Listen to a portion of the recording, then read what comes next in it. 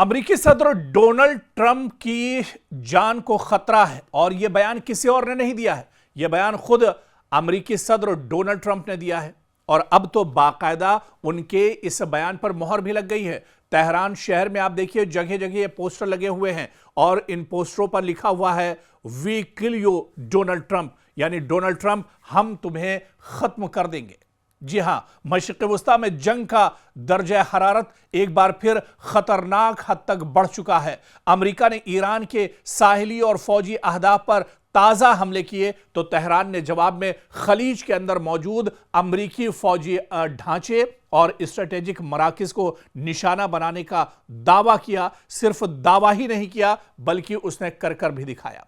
और ताजा रिपोर्ट्स के मुताबिक आप देखिए कि ईरान ने, चाहे कुवैत की बात करें, बहरीन की बात करें या फिर कतर की बात करें, और कुछ रिपोर्ट में तो यह भी कहा जा रहा है कि उर्दन में भी अमेरिकी फौजी इंफ्रास्ट्रक्चर से जुड़े मकामात पर ईरान ने हमलों का दावा किया है। बाज रिपोर्ट में उर्दन का नाम भी इस वसी तर कशीदगी के दायरे में आया है और इसके साथ साथ अबनाए हुर्मुज एक बार फिर इस जंग का हसास तरीन महाज बन चुका है, क्योंकि अमेरिकी हमलों की एक बड़ी वजह ईरान पर तिजारती जहाजरानी के लिए खतरा पैदा करने का इल्जाम बताया जा रहा है। यानी जंग अब सिर्फ ईरान की सरजमीन तक महदूद नहीं रही, इसका दबाव खलीज के अमेरिकी सिक्योरिटी नेटवर्क तक फैलता दिखाई दे रहा है। और इस सवाल का जवाब देते हुए एक बात साफ रखना जरूरी है कि इन हमलों की तफसीलात आप देखिए कि इस पर खुद ईरान ने, दरअसल जो ईरान ने दावा किया है, ईरान ने बाकायदा अब इस पर एक तरह से मोहर लगा दी है कि उसने हमले कहां कहां किए हैं।